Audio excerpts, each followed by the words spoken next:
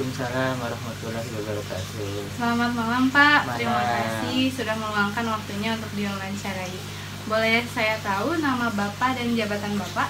Nama Bapak Talimi, jabatan sekarang adalah pengawas sekolah ahli madya yang ditempatkan di cabang dinas pendidikan wilayah 8 yang meliputi Kabupaten Bandung dan Kabupaten Sumedang.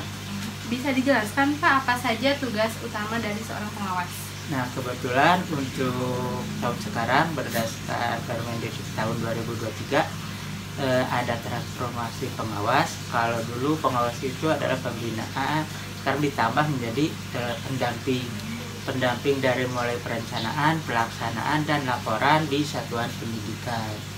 Nah, selama menjadi pengawas, apa tantangan yang pernah Bapak hadapi?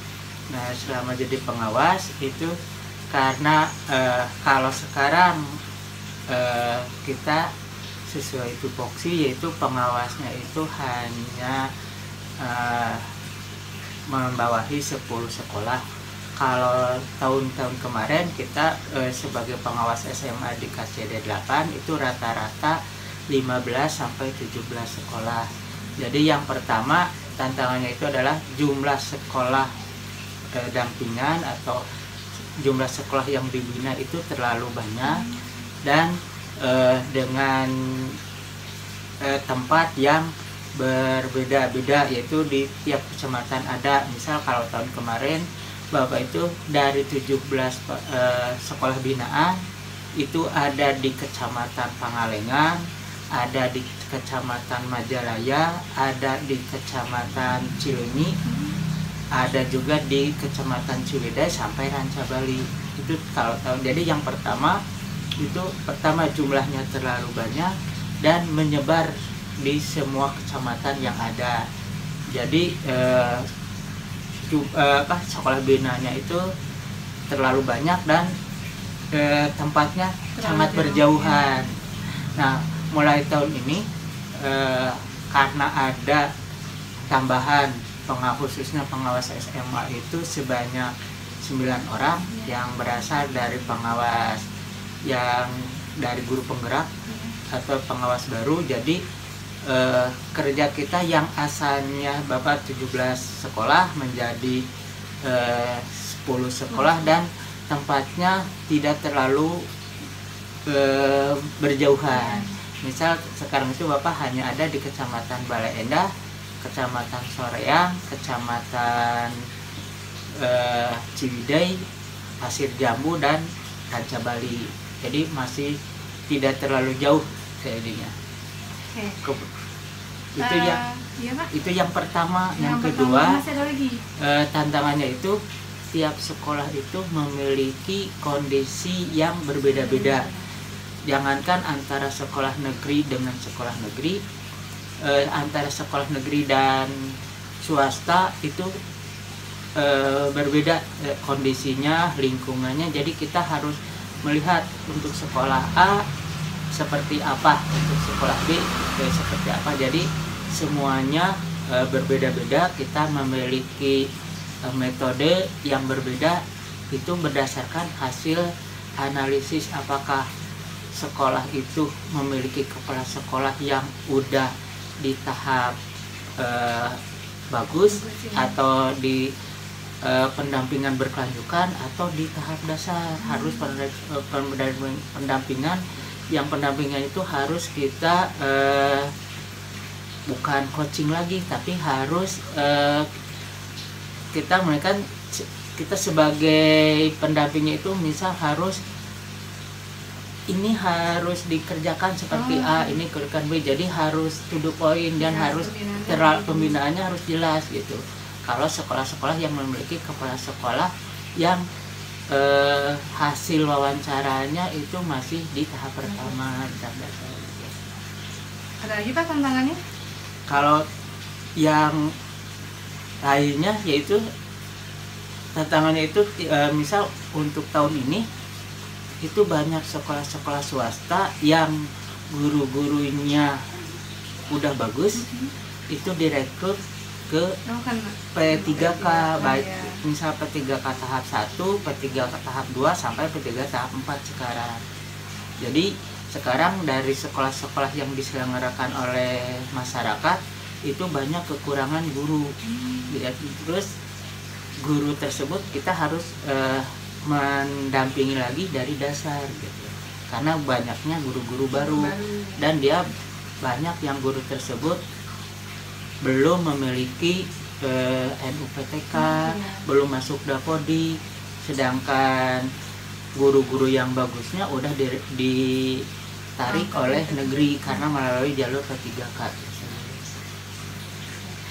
Bagaimana Bapak melihat peran pengawas dalam meningkatkan mutu pendidikan di sekolah? Nah, kalau sekarang karena menurut transformasi pengawas, peran pengawas itu sekarang harus mendampingi setiap satuan pendidikan, mulai dari perencanaan program di satuan pendidikan dengan terlebih dahulu menganalisis dari rapot pendidikan.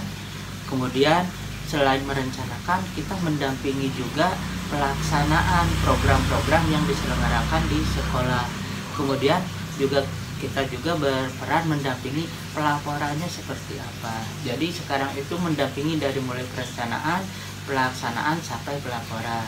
Jadi mendampingi dari step by step dari sampai perencanaan sampai nanti hasil akhirnya. Iya, hasil akhirnya.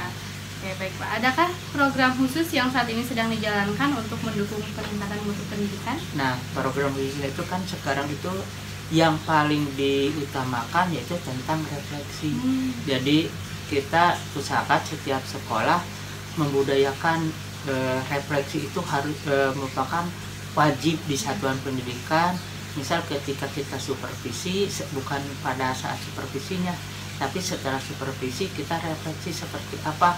Misal guru tersebut melaksanakan pembelajaran di kelas, kemudian ketika bikin program kita refleksi program-program tersebut, mana yang udah sesuai dengan yang kita inginkan, mana yang harus ditingkatkan, dan mana yang harus ditinggalkan dari program tersebut. Misal kalau program tersebut banyak negatifnya, misal apalagi sekarang misal yang disorot tentang pembiayaan, banyak terbiaya tapi ininya kecil, maka apakah itu bisa diganti dengan program lain? Itu jadi refleksi sekarang, budaya refleksi di tiap satuan pendidikan itu yang harus diutamakan. Baik Pak, bagaimana Bapak melihat peran teknologi dalam mendukung tugas pengawas? Nah, kalau di bidang teknologi itu sangat mendukung, bahkan untuk semua sekolah binaan kita diupayakan kita menggunakan teknologi yang ada. Bahkan misal kita bikin program sendiri yang bisa mewakili semua satuan pendidikan. Misal contohnya ketika kita bikin di satuan pendidikan itu merencanakan suatu program, misal di pendidikan A rencananya program apa, di satuan pendidikan B menengahkan program apa. Biasanya kalau Bapak bikin alat terutama yang menggunakan Excel, jadi kita bikin linknya, bikin programnya supaya tidak nyari-nyari